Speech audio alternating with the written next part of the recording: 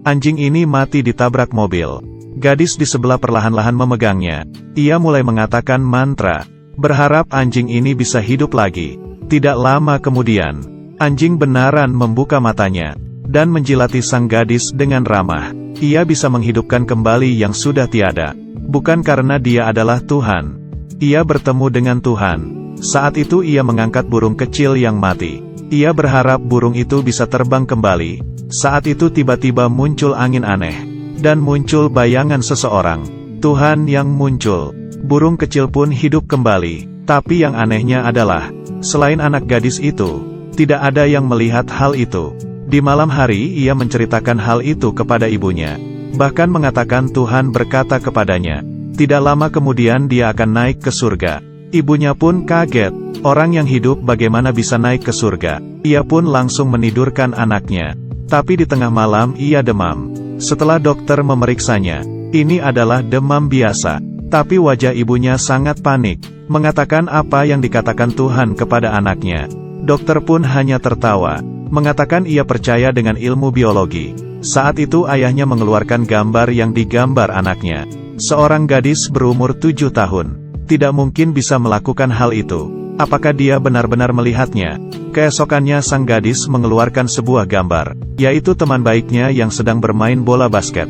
Tapi temannya itu lumpuh. Selalu berada di atas kursi roda. Bagaimana mungkin bisa bermain basket? Tapi sang gadis mengatakan, ini belum tentu. Ia memegang kedua tangan temannya dan mengucapkan mantra. Tidak sampai setengah hari, di saat temannya pergi ke dokter untuk perawatan, tiba-tiba ia bisa benaran berdiri. Dokter yang melihatnya pun kaget. Selain Tuhan, tidak ada yang bisa menjelaskan hal ini. Berbagai orang yang sakit pun datang ke rumah untuk mencarinya, berharap ia mengulurkan tangannya. Sang gadis yang baik hati ingin keluar rumah, tapi ayahnya menahannya. Bila ia menyembuhkan salah satu orang, maka kehidupannya yang damai juga akan dihancurkan. Sang gadis pun kembali ke kamar, tapi melihat tatapan orang dari luar jendelanya. Dia pun tidak bisa mengabainya. Ia memegang salah satu tangan orang yang sakit dan mengucapkan mantra. Wanita itu pun mukanya mulai cerah. Tidak lama kemudian ia mulai menjadi sehat.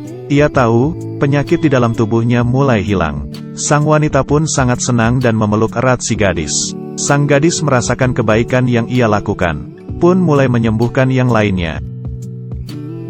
Mata gadis ini berwarna putih. Ia membuka kacamata hitamnya. Mata yang awalnya putih sekarang muncul hitamnya. Ia sangat senang dan langsung memeluk ibunya.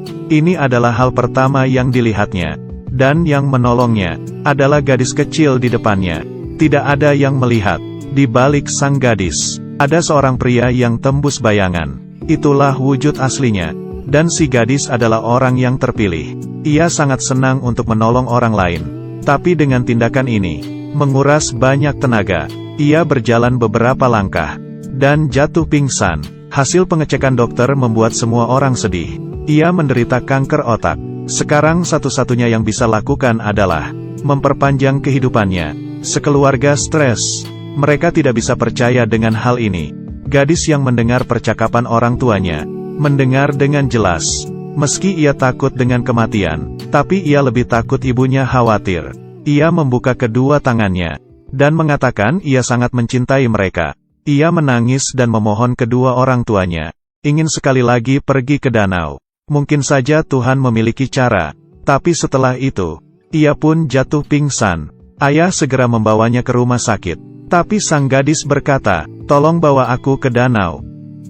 Kakeknya yang tidak percaya dengan Tuhan melepaskan topinya, dan berlutut, berteriak sekuat tenaga, bila Tuhan benaran ada, kumohon tolonglah cucu saya, tolong jangan bawa dia pergi dari sisiku. Tapi di sini semuanya diam. Sama sekali tidak ada respon. Setelah kakek pulang ke rumah, orang yang diselamatkan sang gadis. Mereka ingin membawa keluar ia dari rumah sakit, dan memenuhi keinginan terakhirnya. Ini adalah rencana mereka. Tujuannya adalah gadis yang sakit parah di atas kasur. Kakeknya sedang merawatnya. Kemudian sang kakak masuk ke kamar, dan menggendong sang gadis ke kursi roda. Di luar kamar pasien, tim yang bertugas untuk menarik perhatian juga tidak mudah. Ia menutup kedua matanya, dan mulai berakting. Sang kakak menggunakan kesempatan itu untuk membawa keluar sang gadis. Setelah berhasil, mereka tersenyum dan meninggalkan tempat. Tapi hari itu tiba-tiba hujan deras turun. Wartawan yang di luar menyadari mereka, seperti serigala liar yang kelaparan. Demi mendapatkan berita langsung mengejarnya. Polisi menyadari sang kakak. Sang kakek yang ingin melindungi mereka pun menghalangi mobil polisi. Sang kakak yang berhasil bertemu dengan masalah lagi. Ia menggunakan seluruh tenaganya untuk menggeser pohon. Di saat itu, orang-orang yang pernah ditolong sang gadis pun muncul. Mereka bergantian menggendong sang gadis. Meski di depan ada rintangan, mereka pantang mundur. Semuanya sampai di sebelah danau. Sang gadis mulai berdoa. Orang-orang di sampingnya mengelilinginya, tapi tidak terjadi apa-apa. Sang gadis perlahan-lahan meninggal. Sang ibu sangat sedih. Tapi saat itu tiba-tiba muncul cahaya terang. Tuhan akhirnya muncul. Semuanya langsung berlutut. Arwah sang gadis naik ke atas, menuju surga. Wartawan yang mengikuti mereka tidak bisa merekam sama sekali. Orang-orang datang ke rumah sang gadis, bertemu untuk terakhir kalinya. Saat itu sang kakak tiba-tiba menyadari gambar si gadis. Tuhan ternyata mengirim pulang sang gadis. Semuanya pun langsung mengelilingi kasur sang gadis dan berdoa. Wajah gadis mulai cerah, dan mulai bernafas. Ia hidup kembali. Kebaikan menggerakkan hati Tuhan. Orang yang percaya dengan keajaiban tubuh sama seperti keajaiban yang tidak bisa dibayangkan. Semoga semua yang melihat ini selamanya mencintai dan dicintai.